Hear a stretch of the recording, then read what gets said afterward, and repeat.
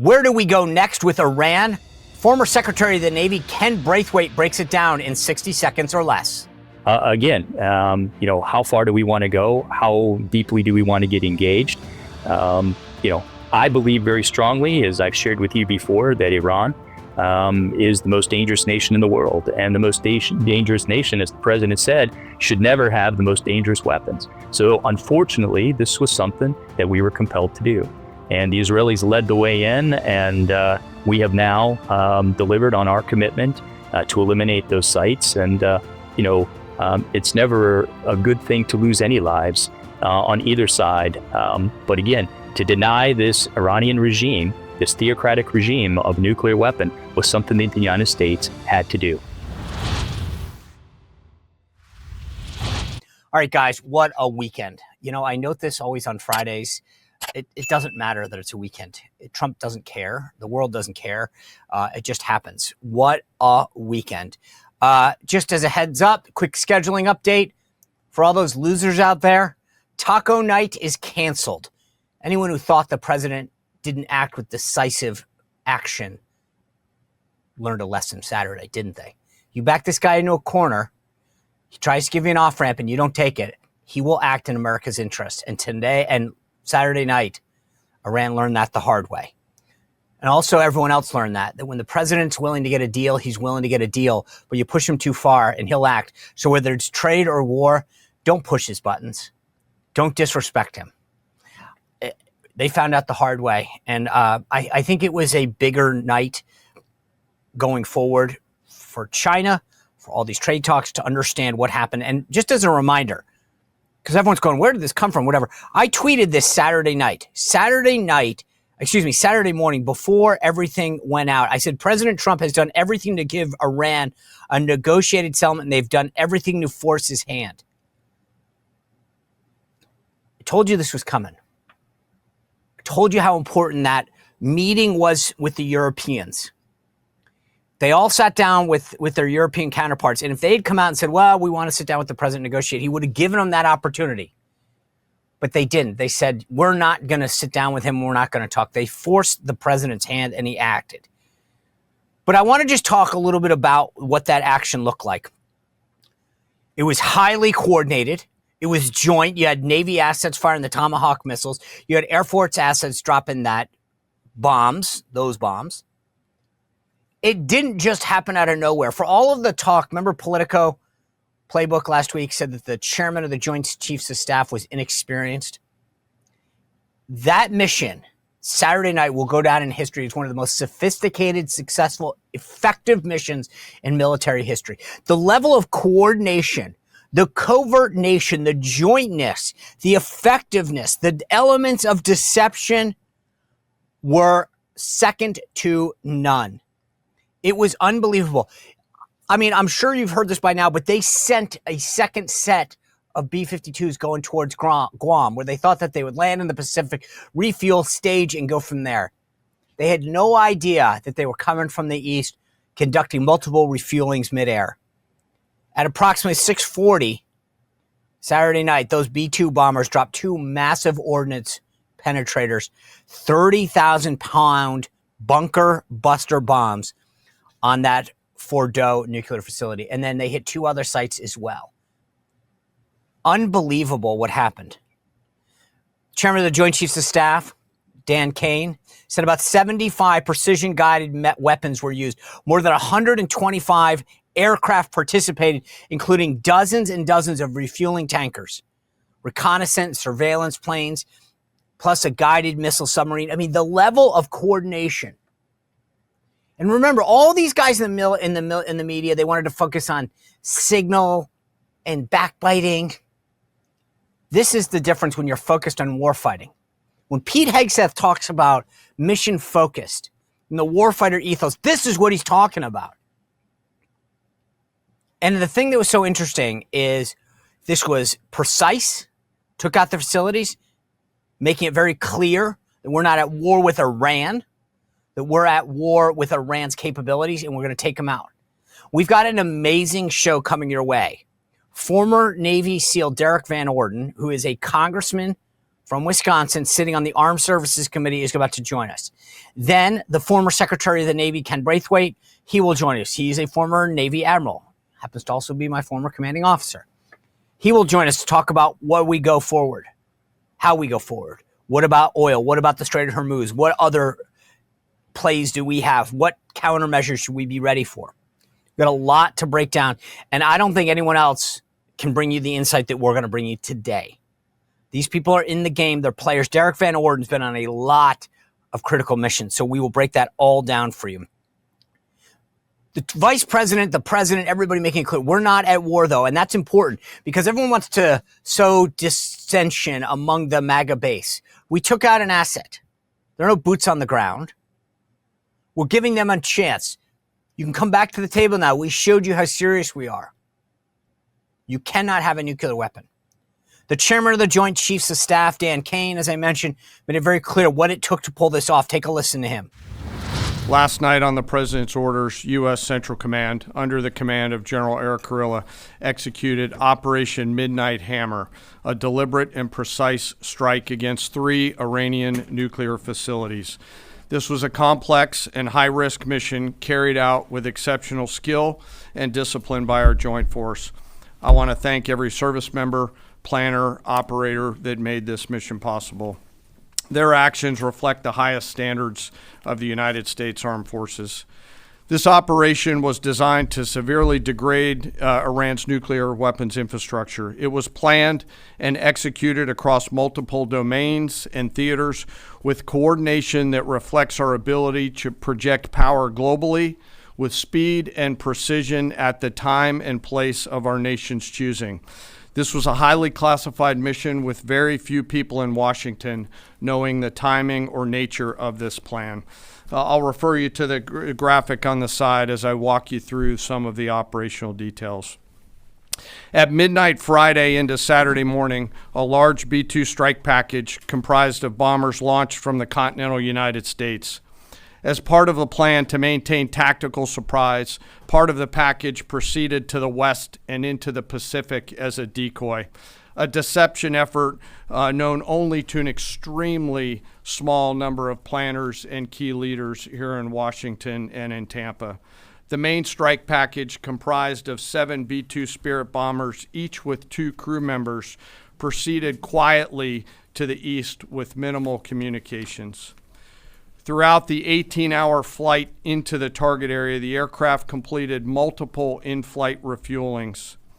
Once over land, the B-2s linked up with escort and support aircraft in a complex, tightly timed maneuver requiring exact synchronization across multiple platforms in a narrow piece of airspace, all done with minimal communications.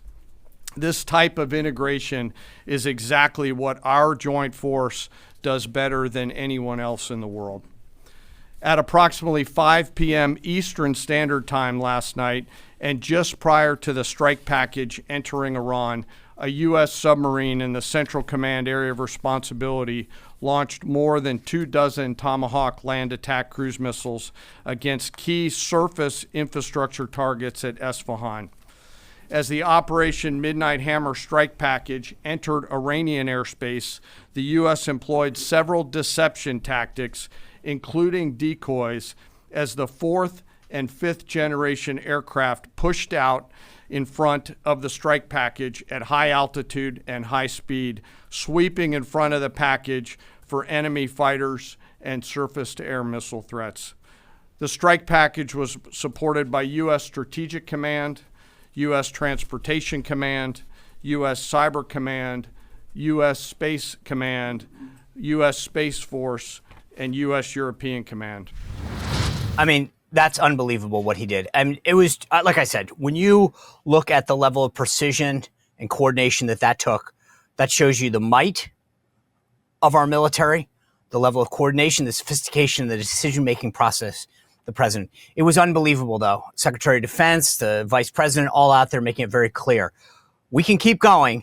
You have an off-ramp. We're not at war with you. The president echoing that as well. But I got to tell you guys, I was absolutely disgusted with the Democrats and the media. It was unbelievable. Bernie Sanders out there, literally siding with these folks. Is there anybody between the state sponsors of terrorists and illegal immigrants that he doesn't support? Alexandria Ocasio-Cortez, the same things.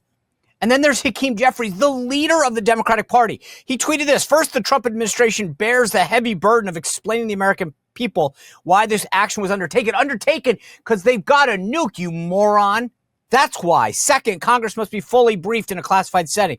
Donald Trump shoulders the complete and total responsibility for any adverse consequences that flow from this. If you want to stay minority leader for life, keep going with stuff like that. What a moron. I mean, it was unbelievable. I mean, I can't believe it. And then the New York Times, by the way, one of their reporters was worried about the pronouns of who was flying the jet because Pete Hegseth, of course, thanked the boys that flew the plane. Unbelievable. I mean, it is just pathetic what these guys are up to and how this thing carried out. Thank God that the president was able to act so decisive. So as I said, two big guests on their way up. First, Derrick Van Orden, Navy SEAL. Talk a lot about what it takes to pull off a mission like this. And a member of the House Armed Services Committee. And then the former Secretary of the Navy, Ambassador. Yeah. Oh, he's going to come up next, Kenneth Braithwaite. We're going to break down where we are. Before I get it, and by the way, we've got a big week coming your way. James O'Keefe is going to be here. We'll continue to break down everything that's happened in Iran. We've got a lot coming your way. James O'Keefe is tomorrow. We've got some other national security experts as we break this down, get some MAGA experts in there as well. Before I get to that, guys, let me tell you, it's tough to get sleep these days, right? But that's the core of everything. If you want to get better, and you guys have heard me talk about this before, I crush my Beams Dream Powder every single night.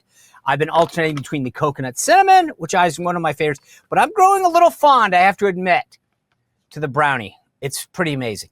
I take one scoop at night, put it in the microwave for 30 seconds. I've done, by the way, just hot water. If you don't have a microwave, don't worry about it. The other night, I literally just kept the hot water going, did that, and it was, I may have saved some time now if you can get hot water quick out of the thing, but you don't need to put it in the microwave. It's just part of my routine. And I'm telling you, 30 minutes later when your head hits the bed, it is the most natural, unbelievable sleep because it's got all those things that you want. Reishi, L-theanine, apigenin, magnesium, melatonin, stuff that you've probably tried before, but it's all one natural blend and it tastes amazing. When my head hits the pillow, I don't wake up. I wake up, first of all, naturally, no alarm. I wake up, I'm rip-raring to go. You can tell, can't you? It's such a transformational thing when you get a good night's sleep. And Beams Dream Powder, I've tried everything in the past. This stuff is amazing. There's like 17.5 million nights sleep that have been better because of Dreams Powder. Everybody from athletes to professionals take this because it's all natural. There's no drugs. There's no addiction. It's just so great. It has already changed so many people's lives. And right now they're giving, talk about getting ready for the 4th of July, the ultimate Patriot discount from the folks at Beam. If you go to shopbeam.com/Spicer, and use code SPICER, you can get 40% off any of the flavors you want, and they're all amazing. So you can get 40% off trying any one of the flavors. Shopbeam.com/Spicer, code word SPICER. It's a great American company. Invest in yourself and start getting a better night's sleep. All right, guys, we're talking about a lot of great people right now. You know who I'm going to tell you about because it's my buddy Leo Grillo. He is amazing. Leo Grillo founded Delta Rescue, starting with one dog, a Doberman he found on the side of the road. He named him Delta, and now he has created the world's largest no-kill sanctuary. Not a shelter, a sanctuary. Dogs, cats, horses, you name it. If you go to deltarescue.org and look at the videos, you'll see exactly what I'm talking about. It is absolutely amazing what Leo Grillo has built. Like I said, they're not trying to adopt animals. They're not trying to find them new homes. Leo takes in anything, abandoned, mistreated, abused. He gets them the care that they need, the nutrition that they need. It is unbelievable what he does. And there are no grants. There's no big USAID money flowing his way. It's all through contributions from people like me and you. So if you are an animal lover, please help me help Leo Grillo. I made a personal contribution to Delta Rescue because I believe in what Leo Grillo is doing. Wrote it from my checkbook. Now I get all the mail, but I love what Leo's doing. Go to deltarescue.org. Consider a contribution. Better yet, if you see that estate planning kit at the top there, there's a little pull down menu for there. If you've got an old stock or a 401k and you can help make this an enduring mission and keep Delta Rescue going for decades and generations to come, please consider that. Go to deltarescue.org. All right, without further ado, I want to bring in former Navy SEAL and current Congressman and Armed Services member Derrick Van Orden. Congressman, good to see you. Thanks for joining us on this important day. It is great to be here and wonderful to see my fellow Board of Naval Academy visitor once again. Oh, that's right. Well, so let's get back. You're a former Navy SEAL. Like these missions, I get this was air, but the level of coordination, sophistication, planning that goes into a mission like this, give us some insight into how this thing goes down. Okay. Well, Sean, I'm also on the House Armed Services Committee where I do intelligence and special operations subcommittee. I also am on the strategic platform subcommittee, which these our beautiful B2s are in my portfolio. So I try to explain to civilians the complexity of these things, and here's something pretty much everyone can understand. Did you ever go to like a music festival or a parade and say, "Hey, I'll meet a friend or a family at this place and this time," and you wind up wandering around for like 45 minutes? You can't find them. You get frustrated. You wind up getting a hot dog. Eventually, you run into each other, right? And that is in an overt setting where if other people see you doing it, it's going to be okay. You can pick up the phone and call them, right? Well, in order to coordinate these things, you're talking about surface vessels, subsurface vessels, and aircraft that are moving through different oceans in very, very tight strategic areas, and then also flying from one continent to another to release some of the most exquisite ordnance that has ever been developed in the history of man. So you're talking about tens and billions of dollars worth of hardware, B-2s, submarines, launching GBU-57s, which is a guided bomb unit. It just means it's a guided piece of ordnance. And then you're launching tomahawks from submarines, and they all have to converge exactly at the right time in the right place. The United States military is the only military in the world that was capable of pulling this operation off, and it was done to perfection. I'd like to compliment the Commander-in-Chief and also the Secretary of Defense for making this happen, and the Chairman of the Joint Chiefs of Staff. This is absolutely amazing. Sean, this military operation is going to go down in the history books as one of the most exquisitely performed military operations in the history of the world, period. Well, I said that earlier this morning on the morning meeting. Yeah. I fully agree with you on that. Just give me some background. If this was something that the SEALs were involved with, how far out would you guys have known about this? Because I guess there's a difference between the planning that went into it, right? And then the go that the president gave, meaning the military went to the president at some point in the last couple weeks and said, if you give us the green light, we have this plan. Here it is laid out for you to go. How far out did this thing get planned and executed before it got executed? Well, Sean, some of these flight profiles have been run since the B-2 was developed. And the ability for our submariners to navigate through very troubled waters and launch tomahawks, they've done that before repeatedly. So what you're talking about here is muscle memory that has been developed over a period of time that was acted upon. One of the most complicated things you have to do is something called the CEOI, and that's the communications matrix that you got to put together. And then you have very specific timings, and you have by X period of time, a B-2 has to be geographically located in this place.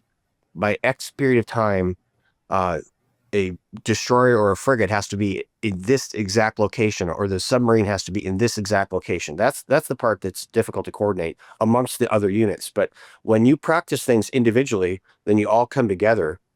It's a lot easier. And we've been doing that for a long time. That's why during the Biden administration, I don't think we would have been able to pull this off, because they're removing resources from the military. And the military is so discouraged that I don't know that they would have been able to pull this off. And that sounds like an odd statement, but it's not. And you know the deal, dude. You can have the best team in the world, but if your captain sucks, you're not going to perform. If your coach sucks, you're not going to perform. So the coaching duty is Secretary Hexit and CJCS, right? But the leader of the team, the captain of the team, is Donald Trump. So you need to have those three people in place for everybody else to perform at this level. So, to your point, what I thought was amazing was that you've got Navy assets firing the Tomahawks, and then you've got Air Force assets in the B-2, all coordinated together in terms of the timing of those strikes. That just doesn't happen. It's not like you sent one B2 over and said, drop this ordinance. This all happened in unison. Yes. And that's what I'm talking about. Everybody was banging on all cylinders. But you're only capable of performing to this level when you have excellent leadership. And people who are civilians don't really understand that. So you have to have confidence. Those pilots were getting in those planes and they're flying there. Look, we are going straight into the lion's den. And those surface vessels, there's hypersonic missiles right now that are ship killers. And those sailors, they put on the big boy pants or big girl pants, and they went straight into harm's way. Those submariners, same thing. They charged right into the breach to help protect our ally Israel and make sure that the United States of America is protected from Iran having nukes. I can't express to the civilian community how much moxie that takes to begin with, and you're only capable of acting at a level that performance level when you have excellent leadership and you have confidence that if something were to happen, the commander-in-chief and the SECDEF will do everything they can to back your play. So like the obvious question now is, what's next? Where do we go from here? Let's start with that. Before we get to Iran and the maybe the threat that we face or the concern about the threat, let's just talk about the U.S. What is it that we do? What is it that Israel does now that we have hit those sites? Do we just wait? Well, actually, yes, we do. On one side, we're waiting on the diplomatic side. We'd like to have this problem solved diplomatically. Clearly, that was not able. Iran was unwilling to do that. Now maybe they'll come to the table and help with a transition of their government. Israel should continue, in my opinion, to degrade Iran's ability to attack them and their neighbors, and we should facilitate that. So if Israel needs more ordnance, we should be giving it to them, and we should be making sure that they have everything they need to degrade Iran's ability to have nuclear weapons, or in their case, conventional weapons, because they're still raining ballistic missiles on civilians in Tel Aviv and around the rest of the country of Israel. So that's what we need to do. And so far, no, I mean, but to your point, look, I said this Saturday morning. They backed President Trump into a corner and he had no choice but to act. So the question is, the Ayatollah so far and the other proxies don't seem to indicate a willingness to want to meet. And so the question is, are they going to force his hand again? Do we just wait them out? But at some point, President Trump has given them and said, we're not at war with you. We're at war with your capabilities. We've degraded those. Now what? Well, I don't think people have a very good historical perspective. There's two operations called Linebacker 1 and Linebacker 2. Those are the B-52 arc-like strikes that President Johnson ordered on Vietnam to make them come to the negotiating table. That's how we actually got out of Vietnam, was because of the Linebacker 1 and Linebacker 2 massive bombing campaigns that the Vietnamese finally said, okay, enough. And then they came to the negotiating table in Paris. So do we have to get to that point? I would hope not. But if Iran, they're going to close the Straits of Hormuz now, they're talking about that, guess what? Then Bandar al-Abbas needs to go away. That's a city right on the coast. And we, the United States of America, you're a naval officer, what's one of the primary functions of the United States Navy? It's to ensure freedom of the seas. So if Iran is preventing freedom of the seas, the freedom of movement of commercial and military vessels throughout the Straits of Hormuz, then those capabilities need to go away, just like they should have gone away for the Houthis already. Do I want to get involved? So what? Do I want to get involved in further war? Hell no, Sean. Would I sign up for regime change conducted by the United States military? Absolutely not. Do I sign up for nation building conducted by the military, the United States military? Absolutely not.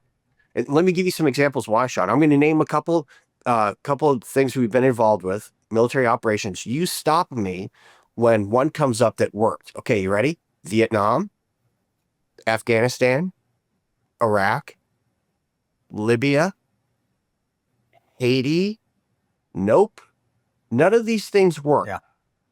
So let's not do it. Let's set the conditions to allow our ally Israel to empower the peace-loving people of Iran to take their country back from these terrorists. I just had it was like over an hour meeting with the Crown Prince, the Shah's son. And they don't want American military assistance. They don't want American military financial aid. You know what they want? They want to be able to open their country up again for commerce so that they can live in peace with their neighbors. They want to have a secular government in Iran. They want to make sure that women are empowered in Iran. They want to be peaceful neighbors. That's all they want from us. Commerce. What about your colleagues? I was shocked. I got to be, I mean, like, when I say shocked, as an American, as a, like, politically speaking, on multiple levels, at how ridiculous the statement from Democrats, Alexandria Ocasio-Cortez, Bernie Sanders, Hakeem Jeffries. I was shocked, to be honest with you, at how tone deaf. I dare say, I don't want to use the T word because I reserve that, but I was like, we are literally taking out a threat to the United States, and you guys are talking about impeachment and going after President Trump. I was appalled by how ridiculous and tone deaf it was. Again, absolute lack of historical perspective. Unfortunately, many of my Democrat colleagues have the memory of a gnat. I don't recall any of them calling for Obama to be impeached when he intentionally targeted and killed 4 American citizens with missiles. Do you remember that? Al-Aqi, the Hellfire missiles, the President of the United States, Obama, assassinated American citizens with drone strikes. And I don't recall Bernie Sanders saying that was bad. If he did, good on him. But I don't recall this massive outrage when Obama killed American citizens. So, Sean, we have members of the Democrat Party who are demanding the return and the to have return of or freeing of criminal illegal aliens that have raped and murdered American citizens, and saying that even though they have a lawful deportation order, they don't have due process, which is just a lie. But I don't recall them demanding due process for the 4 American citizens that President Obama killed with drone strikes. So the Democrat Party is adrift now. And there's 2 words that can describe all of their ludicrous behavior. Because Trump. That's it. They didn't say any of this stuff with Obama. They didn't say any when Hillary Clinton, when Gaddafi was killed. What did she say? She was joking. She's on film. It's one of the most disgusting things I've ever seen an American political person say. We came, we saw, he died. And she was laughing about it. What's going on in Libya right now? Open slave markets. That's on Clinton. Yeah. So as far as you are concerned, as a senior, member of the Armed Services Committee, et cetera, Congress is going to be okay with the president exercising his authority on this matter. Yes. Article 2, Section 2. The President of the United States will be the Commander-in-Chief of the Army and the Navy and the militias of the various states when assembled.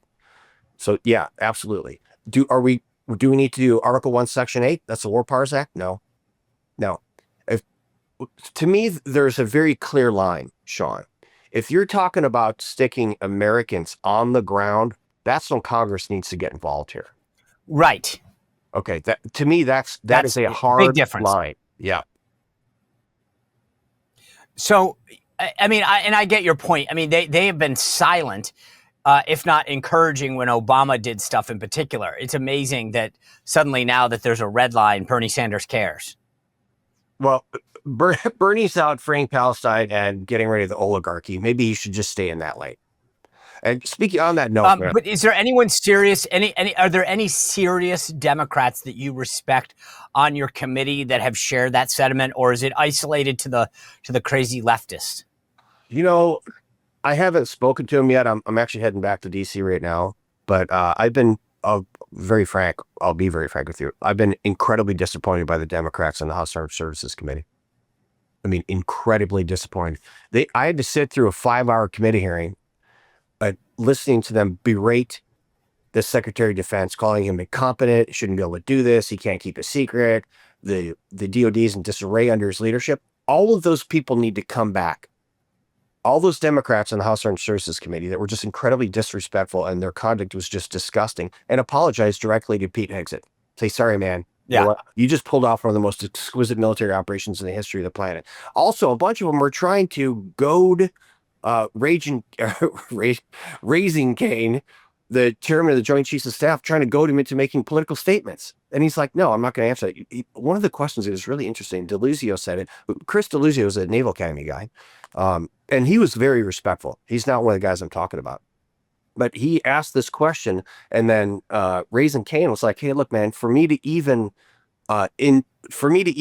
engage with that question itself would be inherently political, so I'm not going to do it. And Chris, to his credit, said, okay, I respect that answer. That's good. But some of the folks on there was just amazingly disrespectful. And it turns out they're all wrong. It does. Congressman, former Navy SEAL, Armed Services Committee member, Derrick Van Orden, I appreciate you being with us and sharing your insight. I'm looking forward to what you guys do this week in Congress. And obviously, you've still got the big, beautiful bill coming your way as well. So thanks for everything you've done to serve the country and continue to do. Well, sir, you are welcome. God bless you and your listeners, and may God protect Israel in this incredibly difficult time. Thank you. Great conversation with Derrick. Now, I want to bring in former ambassador, former admiral, former Secretary of the Navy, who happens to be my old commanding officer, Kenneth Braithwaite. Mr. Secretary, thanks for joining us today. I appreciate it. Absolutely, Sean. It's a privilege and always a good time to be with you. Thank you. All right. This effort over the weekend, obviously a lot of the attention is focused on the ordnance dropped by the B-2s. The Navy played a huge role in this. Walk us through sort of what would have gone on behind the scenes to get us to that moment. Well, as you know, CENTCOM has overall operational control. So those Navy ships in the region, the destroyers, the submarines, the carrier strike groups, both the Vinson and the Nimitz, would fall under their purview, and they would be given an ops package that they would execute, and everything would be perfectly coordinated with the Air Force. The president touched on that. Our submarines launched vertically launched missiles that hit a couple of the sites, and again, everything was coordinated with the B-2s.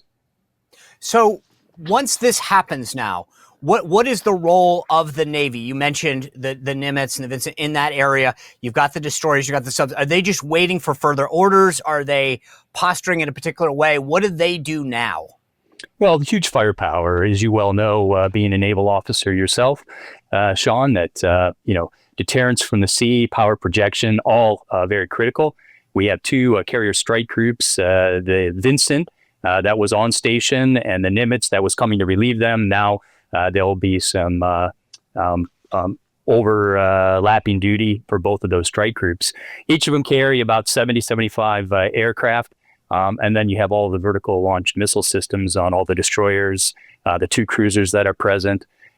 So again, they're standing by for whatever tasking comes from the White House. And that, again, will come through CENTCOM. But again, the big concern, I think, for us and the naval force is making sure that the Straits of Hormuz stay open. That will be part of the responsibility of the Navy. And that's why we've amassed so much capability there in that region. So one of the biggest things that the Navy does is freedom of navigation, keeping those sea lanes open for commerce and other things. What is the role of the Navy right now? If the Iranians try to close it, what do they do? Well, they're on, of course, high alert, and they would get their tasking to determine what would be the appropriate steps. The naval commanders, both at CENTCOM as well as in the region, would give different options, and then, depending upon the president's orders, they would proactively engage. It would be very difficult to open the straits. Iranians have about 3,000 attack missiles that they could engage. And so from a land position, we would have to eliminate those. And we can do that with our TLAMs and the other missile systems on board. But again, that is a very tight waterway and something that should not be taken for granted that it can be immediately opened. It would be probably the hottest engagement that we would have in that region. So when they threaten to close it, this is something that it should be taken very seriously. Absolutely. It is one of the key things that they have in their, as far as an arrow in their quiver, and something that we need to be aware of. About 1/4 of the world's oil supply comes through that very narrow gap. And if you've ever been through there, you can see land on both sides. So it's very easy for the Iranians to target any vessels that go through there. And they've got the capability to do that.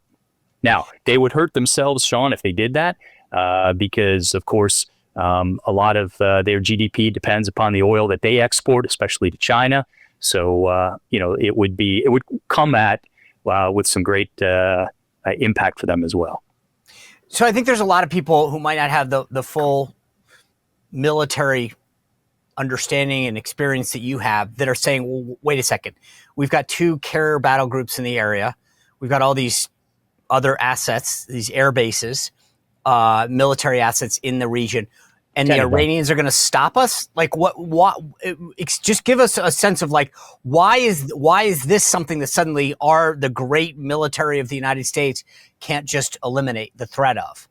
Yeah, I didn't say they would stop us. I said it would become... But I'm saying, like, why is it even a threat? I mean, like, I think for a lot of people, they go, Iran's going to pose a threat to us? Well, a basic ballistic missile is not that hard to develop. It's not that hard to deploy. And the Iranians deploy those on trucks that are extremely mobile, so they can move them around. And that makes them, of course, a moving target, as you well know, is harder to hit.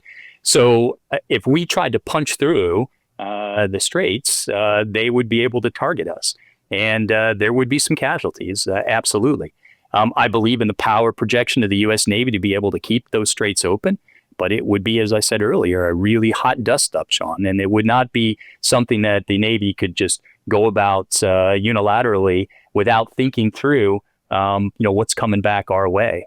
The Iranians pose a threat. They've got over 3,000 of these missiles in their inventory, depending on how many they've already discharged at Israel. But again, it's a potent force from a land perspective.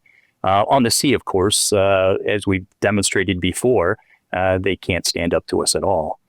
But again, when you have seaborne forces going against land forces, the land force has the ability to resupply itself from the rear. All the supplies that we have, all the missiles that we have are already aboard our ships. So when people look at this mission that happened Saturday night, it was clear how much planning and coordination went into it. Absolutely. Does the Navy, when you talk about a situation like this in the Strait of Hormuz, is this something that the Navy has been planning for and wargaming for as a scenario for years, decades, months, or something like that? Absolutely, Sean. So for decades, right? Ever since the Iranian Revolution in 1979, the Iranians have, become our avowed enemy. And that was one of the reasons why, after retiring from the Navy in 2011, after some of the decisions of the Obama administration, that I decided to get back involved in public service and serve in President Trump's first administration, just because the idiocy of being, thinking we could trust the Iranians. So we have had contingency plans, focused on how we would engage in that region for years. In a situation like this, of course, there are many different COAs, courses of action. All those are brought out, dusted off, updated. Our weapon systems are a lot more capable and accurate today than they were when we first started planning for any type of contingency in that region. The CENTCOM gets to work and comes up with different options. All those options are presented up through the Pentagon, through the SECNAV's office and the chairman's office, to the president. Then the president decides on which package that he wants to go with. In this case, it was very limited in the strikes on the nuclear facilities, but that doesn't mean that we're not standing by ready for round 2, 3, 4, 5, 6, 7, whatever it takes to eliminate the threat. You mentioned the threat that our assets, our ships would be under, right? So I want to get to our other bases in a second but if you're the Navy and you realize, hey, going into this, like I know from a personal experience, the president really does not stomach casualties well, especially on our side. Never mind just any civilian. He's very cognizant of when we commit a strike that we're targeting an asset that we can take out and that they'll limit civilian casualties. If you were briefing the president and we said, hey, they're going to try to close the strait, they're going to fire at us, do we have defensive measures? I mean, I get it's war and it's battle and that there's the fog of war, but is this the kind of thing where are we prepared defensively if they were to come after us? Yes, Navy-wise? absolutely. Yeah, absolutely. Our systems on board our ships are capable of knocking down incoming surface-to-air missiles. And so, whatever would be launched at us, we proved that last year in the Red Sea with the Houthis who kept taking shots at our ships. A lot of the systems that the Houthis had came from Iran. So we're not talking about the most sophisticated weapon systems, but again, depending on how many they launch, there's an old saying that there's a quality and quantity. So the more coming at you, the more you have to defend. And, there could be casualties. Absolutely. It's a very narrow body of water, as you well know, Sean, and trying to get in there and trying to keep it open would put our guys in harm's way. And we need to understand that. And the president has appreciation for all those lives. You mentioned civilians, but, I've heard him mention, our men and women in uniform. He's very concerned, for their safety all the time. And you know that better than I do, having worked right next door to him. So again, all that is, being discussed and debated right now in the Oval Office and in the Pentagon. And again, what we've proven so far is our ability to strike, the ability to protect our forces, the ability to come in stealthy and get out. I think we'll probably continue down that path instead of charging right into the fire. We could do that absolutely, but we would be putting ourselves in harm's way. And what about like other bases in the area? Like we've got other, throughout the region. What? And I know this is maybe a little bit out of your specific lane here, but like what concerns should we have about the vulnerability of them? We should, absolutely. So the Iranians have both short and medium range ballistic missiles. They go anywhere from 700 kilometers up to 3,000 kilometers. So there's 10 bases, some larger than others, like our Fifth Fleet facility in Bahrain, as you well know, that would be in the crosshairs. And dependent upon, how Iran decides to strike, just like they did in Israel, all of those are potential targets, which means anybody that is still there is potentially in the line of fire. And so, we have, of course, the ability to shelter in place and the ability to protect our forces. We've built all those facilities. But again, we would take some damage for sure. When you look around the world, specifically at China and Russia, who I think Iran's probably sending lifelines out to saying, hey, we need help. What do we need to worry about as a country in terms of posturing? What should we look for in either one of those cases to say either this is going to go well for us because they're not getting the help they need, or this isn't a good sign?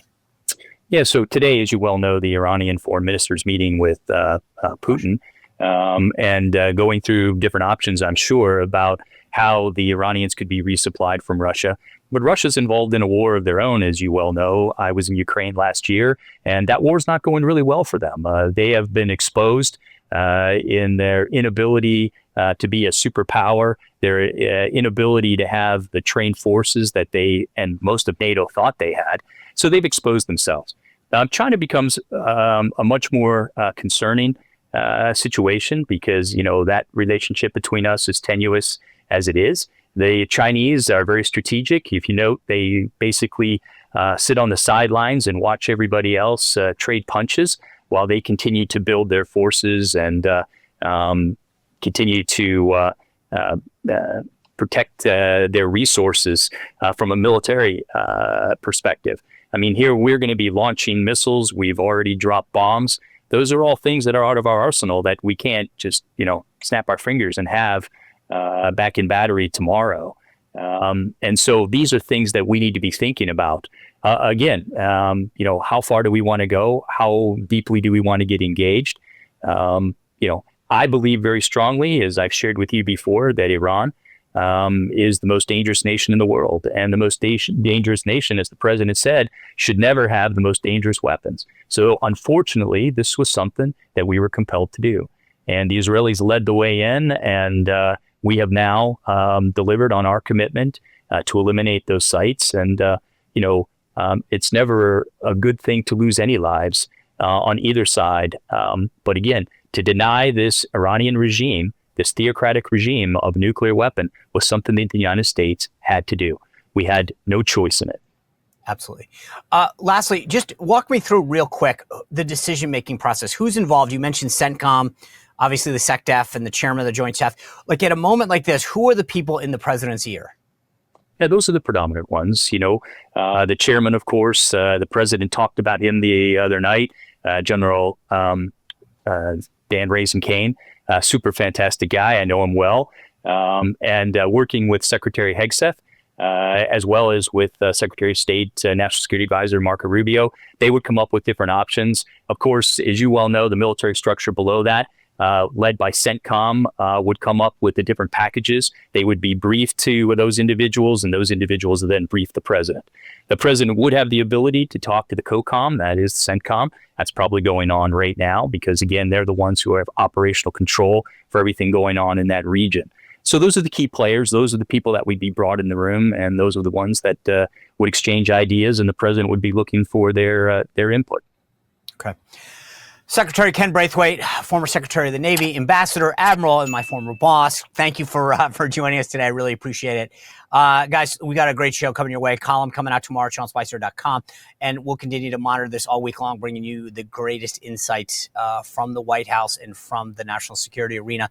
See you back here tomorrow. Thanks for tuning in tonight. Take care. Well, if you enjoyed this content, make sure to like this video, subscribe, and click the notification bell to get more.